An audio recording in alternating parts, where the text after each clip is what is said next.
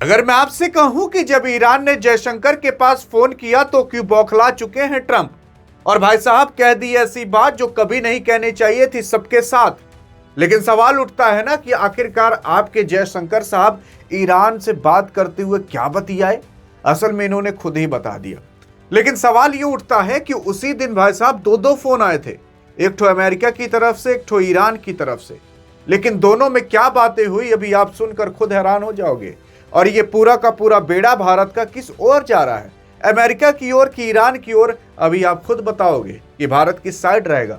लेकिन उससे पहले पूरे मुद्दे की अगर बात करें तो पूरा मुद्दा कुछ इस तरीके से है, जो आपका अमेरिका और जो ईरान है इन दोनों के बीच बिल्कुल भी पट नहीं रही है। और आपका ईरान बार बार इंडिया कर रहा है कि इंडिया आकर बचा लो, क्योंकि अब भारत ही एक इकलौता ऐसा देश बचा है पूरे दुनिया के अंदर जो इस पूरे युद्ध को शांत करा सकता है। अरे भाई साहब ये कोई और नहीं बल्कि अमेरिका के ही कुछ लोग, डेनमार्क, इटली, फ्रांस और बाकी अन्य देश भी कह चुके हैं कि भारत ही इकलौता ऐसा देश है जो कि पूरी दुनिया के अंदर अब युद्ध को शांत कराने की ताकत रखता है। आप देखने की कोशिश करोगे तो भारत ही ईरान का काफी अच्छा मित्र है। यहां तक कि भारत ने ईरान के अंदर खुद का एक चाबहार पोर्ट बनाया है, जिसकी वजह से अगर अमेरिका आकर यहां पर अटैक करता है तो उस चाबहार पोर्ट को भी दिक्कत हो सकती है। और भारत ईरान से कई चीजें प्राप्त करता था और अगर ईरान लड़ाई में बिजी हो गया तो भारत प्राप्त नहीं कर पाएगा, जिसकी वजह से भारत को काफी दिक्कत होगी। लेकिन जब जयशंकर से बात हुई तो आखिरकार उसमें क्या बात हुई आप देखने की कोशिश करोगे तो यहां पर अभी तक कहा जा रहा है कि लगभग 2500 से ज्यादा लोग मारे जा चुके हैं। और कुछ ऐसी रिपोर्टें हैं जो तो ये कह रही हैं कि क्या पता 20,000 से ज्यादा लोग मारे जा चुके हैं। हाँ क्या पता, आप जब तक वीडियो देख रहे होगे क्या पता 20,000 से 25,000 हो सकता है या तो 30,000 भी हो सकता है। लेकिन अगर अमेरिका इसके ऊपर अटैक करता है तो ये जनसंख्या मौत की बहुत बढ़ जाएगी। और कई जगह तो ऐसी फोटोएं आ रही हैं जहां पर आप देखोगे कि भाई साहब लाशों की ढेर पड़ी हुई है, जैसे लग रहा है कि कहीं चींटी का झुंड था उस पर कोई पैर रख दिया हो, इतनी लाशें पड़ी हुई हैं। लेकिन सवाल उठता है कि आखिरकार ये प्रोटेस्ट क्यों मच रहा है। अरे प्रोटेस्ट इसलिए मच रहा है क्योंकि यहाँ पर जो खमेनी सुप्रीम लीडर थे इनके खिलाफ कहा जा रहा है कि ईरान के अंदर काफी महंगाई आ चुकी थी, बेरोजगारी आ चुकी थी और उसी की वजह से जनता सड़क पर उतर आई। और आप कहोगे कि यार ये छोटी सी बात इसके लिए, अरे छोटी सी बात नहीं, बहुत बड़ी बात है। असल में $1 यानी कि 90 रुपये जानते हो वहां पर कितना बन चुका था? 14 लाख रियाल बन चुका था। मतलब अगर आपको $1 का सामान कोई प्राप्त करना था तो आपको 14 लाख रियाल यानी कि 14 लाख ईरान की करेंसी लेकर जानी पड़ती, तब कहीं जाकर आप कुछ प्राप्त कर पाते। इतनी महंगाई हो चुकी थी और इसी वजह से ईरान की जो जनता थी वो सड़क पर आ गई और प्रोटेस्ट करने लगी। उसी के बीच कई लोगों की जान चली गई और कुछ को तो फांसी की भी सजा दी जा चुकी है। और इसी वजह से अमेरिका और भड़क चुका है। अमेरिका तो ये कह रहा है कि आप प्रोटेस्ट करते रहिए, बस नाम नोट करके रखिए कि कौन कौन सजा कौन कौन मार रहा है, उससे बड़ी सजा उसको देंगे। लेकिन अब सवाल ये उठता है ना कि आखिरकार अब क्या बातचीत हुई है। असल में सबसे पहले हम बात करते हैं कि भारत के जयशंकर साहब अमेरिका वालों से क्या बात की है। देखो अमेरिका के फॉरेन मिनिस्टर मार्को रूबियो हैं और भारत के फॉरेन मिनिस्टर यानी कि विदेश मंत्री आपके एस जयशंकर साहब हैं। असल में एस जयशंकर साहब खुद ही बताते हैं, कहते हैं कि मार्को रूबियो से भी हमारी बात हुई है और उसमें क्या क्या बात हुई है। उससे पहले हम ये जान लेते हैं कि आखिरकार जो अभी सर्जियो गौर भारत के एम्बेसडर बने हैं। अरे एम्बेसडर का मतलब राजदूत बने, अमेरिका के आदमी हैं, भारत के अंदर आकर राजदूत बने हैं। मतलब यहाँ की इन्फॉर्मेशन वहाँ करेंगे, वहाँ की इन्फॉर्मेशन यहाँ करेंगे। अब क्या है कि इनका कहना है कि अभी क्विकली अपडेट आ रही है कि जो आपके रूबियो साहब हैं उन्होंने एक पॉजिटिव कॉल बातचीत की है, किसी और के साथ नहीं, भारत के फॉरेन मिनिस्टर एस जयशंकर के साथ। और इनका कहना यह है कि जो बायलैटरल ट्रेड होने वाले थे यानी कि ट्रेड डील होने वाली थी उस पर नेगोशिएशन हुई है, कुछ मिनरल्स के ऊपर और कुछ ऐसी पॉसिबिलिटी मीटिंग है जो कि अगले महीने हो सकती है। और उसी के साथ साथ कुछ और बातें हुई हैं। लेकिन और बातें क्या हुई हैं, अरे जैसे एनर्जी सेक्टर को लेकर हुआ है और भी मिनरल्स को लेकर हुआ है और ट्रेड डील को लेकर हुआ है और भी कुछ अन्य बातें हुई हैं। लोग सोच रहे थे कि इसके अंदर क्या पता ईरान की बातें हुई हो, नहीं, अमेरिका से ईरान की बातें अभी नहीं हुई हैं खास उतनी, लेकिन हाँ ईरान से हुई है। असल में जो ईरान था उसने भारत के फॉरेन मिनिस्टर से कहा, ईरान के फॉरेन मिनिस्टर ने, कोई और नहीं बल्कि शायद अब्बास हैं। इनका कहना जानते हो क्या है? असल में इनका कहना ये है, आपके एस जयशंकर साहब ही बताते हैं, कहते हैं कि अभी हम एक तो कॉल रिसीव किए हैं किसी और से नहीं बल्कि ईरानी फॉरेन मिनिस्टर सैयद अब्बास से। और इनका कहना यह है कि भैया अभी हम डिस्कशन कर रहे हैं सिचुएशन के बारे में और ईरान के अंदर अभी क्या हो रहा है। और उसके बाद भारत ने कई सारी एडवाइजरी भी जारी की, मतलब एक एडवाइजरी जिसके अंदर 4 फ़ोन नंबर दिए थे, और इस फ़ोन नंबर पर अगर आपको कोई दिक्कत है, अगर आप ईरान के अंदर हो तो आप कांटेक्ट कर सकते हो। और उसी के साथ साथ भारत ने तो ये भी कह दिया है कि ईरान के अंदर भले ही एयरबेस बंद हो चुके हों, हवाई अड्डे बंद हो चुके हों, लेकिन भारत अपना एयर इंडिया भेजेगा। अगर वहाँ पर जो लोग भारतीय फंसे अगर वो आना चाहते हैं तो आ सकते हैं। और भारत ने तो ये भी कह दिया है कि आप अपना जो भी वीज़ा, पासपोर्ट, अन्य चीज़ें होती हैं वो सब संभाल कर रखिएगा, क्योंकि ईरान के अंदर अभी अगर देखा जाए जैसे बिजनेसमैन और अन्य लोग, लगभग भारत के 10,000 से भी ज़्यादा लोग हैं।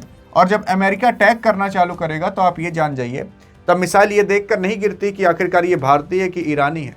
जब गिरती है तो वो जाति, धर्म और किस कंट्री को ये नहीं पूछती, वो बस फटती है और जो चपेट में आता है वो जाता है।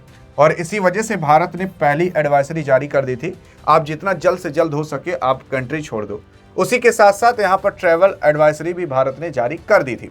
लेकिन अब सवाल ये उठता है कि आखिरकार बातचीत क्या हुई? अरे बातचीत वही सिचुएशन को लेकर हुई, लेकिन क्या बातचीत एग्जैक्ट हुई, आपके डॉक्टर एस जयशंकर ने अभी उसका खुलासा पूरी तरीके से नहीं किया है। हाँ, बस ये कहा गया कि सिचुएशन को सही से रखिएगा, इंडियंस को बचा कर रखिएगा, जल्द से जल्द आप भेज सकते हैं, और भी बाकी अन्य बातें हुई होंगी। लेकिन अगर आप अभी देखने की कोशिश करोगे तो एक अभी खबर निकल कर आ रही है। वो खबर जानते हो क्या है? अरे वो खबर ये है कि पाकिस्तान के अंदर इंटरनेट कनेक्शन को बंद कर दिया जा चुका है। और ये खबर बहुत बड़ी खबर है। आप कहोगे कि भिखमंगा देश, क्या पता यहाँ पर बंद हो गई तो कौन सी दिक्कत है? अरे भिखमंगा भले है लेकिन नेटा उटा चला ही सकता है। यहाँ पर कहा जा रहा है कि सबमरीन में कोनो तार और फॉल्ट हो गया, उसकी वजह से हम पूरे देशों में बंद कर दिए इंटरनेट। असल में मेन कारण वो नहीं है। आप देखने की कोशिश करोगे तो ईरान का अगर आप देखोगे, कोई और नहीं बल्कि ज्योग्राफी, तो ईरान का अगर इधर देखोगे तो पूरा पूरा पहाड़ स्थित है भाई साहब। इधर ऊपर थोड़ा पहाड़ है, जिसकी वजह से असल में आपके ट्रम्प ने कह दिया था कि जो मदद है वो ईरान के अंदर पहुंचने वाली बस रास्ते में है। लेकिन रास्ते का मतलब क्या है? मतलब पूरी की पूरी प्लानिंग बन रही होगी। तो अमेरिका जो है वो अगर चाहे तो इस तरफ से हमला करना ना, तो उतनी तगड़े तरीके से नहीं कर सकता कि भाई साहब इसके सैनिक घुस जाएं, बाकी अन्य चीजें हो जाएं। हाँ, बस एयर स्ट्राइक भले कर सकता है। असल में इसलिए क्योंकि इधर पूरे पहाड़ है। अरे 1980 के अंदर ना ईरान और इराक के बीच जब लड़ाई हुई थी तो इराक के सैनिक यहाँ पहाड़ों में जाकर रह जा रहे थे, उसके अंदर घुस ही नहीं पा रहे थे, और वहां पुट पुट ईरान इधर से मार मार के गिरा दे रहा था, जिसकी वजह से इराक इसके अंदर तक जा ही नहीं पाया, और फिर उसके बाद ईरान मारकर खदेड़ दिया।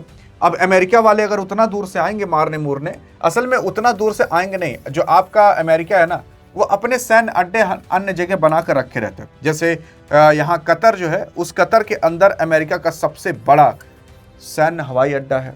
उसी के साथ साथ अभी क्या है, इमरजेंसी लागू कर दी जा चुकी है। इमरजेंसी इसलिए कि यहाँ से अपना अमेरिका जो सैनिक थे उनको हटाने लग रहा है। लगभग यहाँ पर हजारों की तादाद में सैनिक रहते थे। यहाँ के देश भी डर रहे हैं, क्योंकि ईरान ने कह दिया है कि हम अमेरिका पे भले हमला ना कर पाए, लेकिन जो अमेरिका ने अपने दरिये दरिये सैन्य हवाई अड्डे बनाकर रखे ना, उस पर अटैक कर सकते हैं। पाकिस्तान के अंदर इंटरनेट इसीलिए काटा गया है क्योंकि जो अमेरिका है वो उधर से अगर अटैक करेगा तो पहाड़ की वजह से नहीं कर पाएगा, लेकिन अगर पाकिस्तानों में आकर अमेरिका अटैक करेगा तो इधर से अटैक तो कर सकता है ना। आप देखोगे जब ऑपरेशन सिंदूर हुआ था तो भारत को अमेरिका ने सपोर्ट नहीं किया था। क्यों नहीं किया था? क्योंकि उसको पता था कि अगर हम भारत का सपोर्ट करेंगे यानी कि पाकिस्तान का विद्रोह करना पड़ेगा, और अगर कभी हमें पाकिस्तान का हवाई अड्डा इस्तेमाल करना पड़ा, सैन्य हवाई अड्डा, तब अगर हम इसका विद्रोह किए रहेंगे तो हमें हवाई अड्डा इस्तेमाल करने देगा नहीं। लेकिन अब सही टाइम आ चुका है। अब अमेरिका के पास ये बहाना है कि देखो हमने ऑपरेशन सिंदूर में तुम्हें मदद किया था, अब तुम हमारी मदद करो, एक काम करो, तुम अपना सैन्य हवाई अड्डा हमें दो, हमें ईरान के ऊपर अटैक करना है। तो यहाँ से ईरान के ऊपर आराम से जो आपका अमेरिका है वो अटैक कर सकता है। यहाँ से इंफॉर्मेशन लीक ना हो पाकिस्तान से, इस वजह से कहा जा रहा है कि जो इंटरनेट है वो काटा गया है। मतलब वाकई में ही जो आपका अमेरिका है वो अब ठोकने पीटने के लिए तैयार है, और आपको पता है कि इसकी जो प्लानिंग रहती है वो कितनी तगड़ी रहती है। और अब आपका जो अमेरिका है वो पूरे बॉर्डर तक आ चुका है ईरान के। उधर से मारता तो पहाड़ की वजह से ठीक से नहीं हो पाती, इधर से तो डायरेक्ट कॉम्बैक्ट हो जाएगा। और इसी वजह से कहा जा रहा है कि भाई साहब अब इमरजेंसी की सिचुएशन, और अब कब लड़ाई हो जाए किसी को कुछ नहीं पता। और लेकिन इसमें पेरा जाएगा, जानते हो, कस के पेरा जाएगा आपका पाकिस्तान, क्योंकि अमेरिका को क्या लेना देना, आएगा मार मूर कर चला जाएगा। दुश्मनी तो पाकिस्तान पाल लेगा, इधर भारत से पाला ही हुआ है, अफगानिस्तान से पाला ही हुआ है, ईरान से भी पाल लेगा। और अगर ईरान से पाल लिया फिर उसके बाद भाई साहब इधर से अफगानिस्तानों ठोकेगा, ईरानों ठोकेगा बाद में, इधर से भारत तो ठोकेगा ही। और फिर भारत को यहाँ पीओके लेना बहुत आसान हो जाएगा। और पीओके लेगा ना, भारत कह देगा ईरान अफगानिस्तान उधर ठोकना चालू करो तो हम इधर पीओके ले लेते हैं, और भारत फिर आराम से पीओके ले लेगा। तो मतलब ये जितना भी सारी चीजें हो रही हैं, इसमें एट द एंड फायदा तो भारत का होने ही वाला है, लेकिन हाँ, नुकसान अभी ईरान का काफी तगड़ा होगा अगर अमेरिका हमला कर देता है तो। वैसे ईरान ने भी अपनी पूरी की पूरी फुल फॉर्म तैयारी कर ली है। ईरान ने भी कह दिया है कि अगर हम तो अमेरिका को नहीं मार पाए ना, तो जो सैन्य हवाई अड्डे जो देश इसको इस्तेमाल करने के लिए देंगे उस पर हम हमला करेंगे। यानी कि फिर ईरान जो है वो पाकिस्तान पर हमला करना चालू करेगा। यही पूरा का पूरा मामला है, और यही पिरा जाएगा आपका पाकिस्तान। और इस हिसाब से पिराएगा ना, भिखमंगा तो है ही, जो चड्डी और अभी फटी फुटी बनियान उनियान पहना है वो सब भी ले बीतेगा, नंगा ही घूमेगा भाई साहब। क्या लगता है आपको कि अब क्या होने वाला है? देखते हैं आपका क्या कहना है। अधिक जानकारी चाहिए तो इस वीडियो में मिलते हैं, और अधिक जानकारी चाहिए तो टेलीग्राम का लिंक तो दिए ही है। तब तक के लिए जय हिंद, जय भारत।